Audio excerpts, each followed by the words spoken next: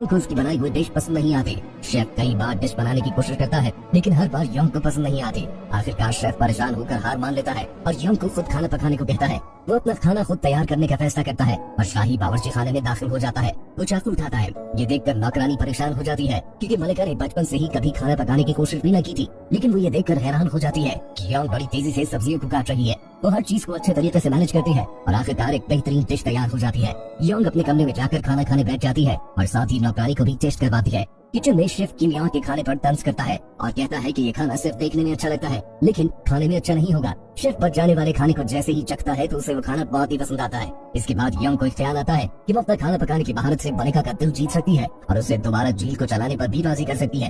Young दोबारा kitchen में वापस आती है, लेकिन शाही शेफ उसे खाने को हाथ भी नहीं लगाने देता। इसलिए वो उसे चैलेंज करता है कि सबसे तेज खाना कौन तैयार करता है। पहले तो वो शेफ इनकार कर देता है, लेकिन जब यंग उसे चाहता है तो वो चैलेंज एक्सेप्ट कर लेता है। एक सर्वेंट बेल बजाता है और मुकाबला शुरू हो जाता है। शेफ चाकू लेता है और गाजरों का एक गुच्छा काटता है, जबकि मलिका तेजी से कुछ खीरे काट देती है। कुछ देर तक खाना पकाने के बाद यंग की डिश तैयार हो जाती है और वो सबसे पहले घंटी बजाती है और इस तरह मुकाबला भी जीत लेती है। जिस पर शेफ कहता है कि रफ्तार अहम नहीं है, बाकी खाने में जायका भी होना चाहिए। लेकिन यंग को अपने आप पर एतमाद होता है और वो शाही इंस्पेक्टर से दोनों खाने चखने को कहता है।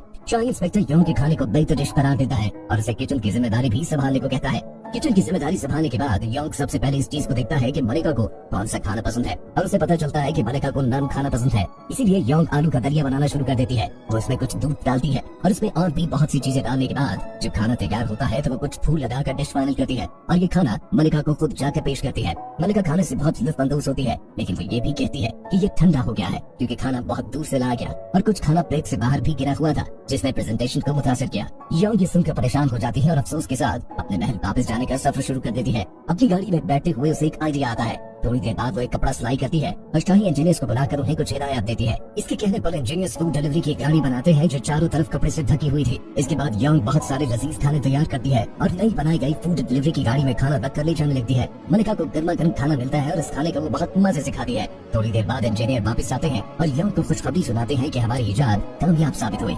कुछ दिनों बाद बादशाह एक बहुत बड़ी दावत का एहतमाम करता है और मुल्क भर के मेहमानों को बुलाता है, लेकिन बदकिस्मती से सब खाना पकाने वाले बीमार हो जाते हैं और शाही बावर्ची खाने में अमले की कमी हो जाती है। यंग उन सब की मदद करने का फैसला करती है और किचन में जाकर देखती है कि खाने पीने की चीजें न होने के बराबर है। बहुत कम चीजों के होते हुए यंग सोचती है कि उसे कुछ अलग करना होगा। यंग नौकरानियों के साथ आलू की मुनफरिद डिश तैयार करती है। वो आलू को छील कर छड़ी के गिर्द लपेट देती है और उसे कढ़ाई में फ्राई करती है, जिससे वो कुरकुरे और करारे हो जाते हैं। मेहमान पहली डिश देखकर मायूस हो जाते हैं क्योंकि वो शाही खाने में कुछ और की तवक्को कर रहे थे, लेकिन जैसे ही वो चखते हैं तब वो हैरान हो जाते हैं। यंग की दूसरी डिश ज्यादा काम करने वाली थी क्योंकि किचन में गोश्त नहीं था, इसीलिए वो कुछ फलियों का इस्तेमाल करके बर्गर बनाने की कोशिश करती है। यंग अपनी इजाद से बहुत खुश है और वो इसका नाम मैकडॉनल्ड रखती है। इसके बाद मेहमानों को एक टमाटर के साथ बर्गर पेश किया जाता है और ये खाना भी मेहमानों को बहुत लजीज लगता है। आखिरी खाने के लिए यंग एक जेली बनाती है और खाना खाने वाले मेहमानों को उसके ऊपर एक नोट भी लिखा मिलता है, जो था कि लीचा खाने के बाद आप अपनी किस्मत पढ़ सकते हैं। मेहमान जेली से लुत्फानंदोज होते हैं और अपनी अपनी किस्मत पढ़कर खुश होते हैं। मलिका भी इस दावत में होती है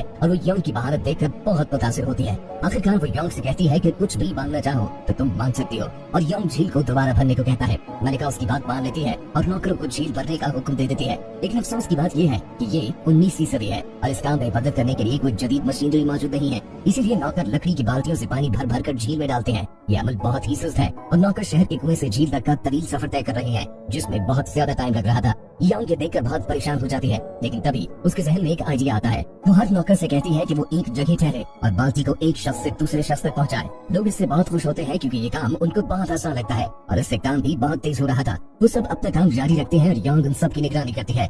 बहुत सारे दिन गुजर जाते हैं लेकिन झील अभी तक नहीं भरी और आखिर यंग इंतजार कर करके थक जाती है। लेकिन एक दिन खुशकिस्मती से बहुत ज्यादा बारिश होती है, जिससे आहिस्ता आहिस्ता झील में पानी भरने लगता है।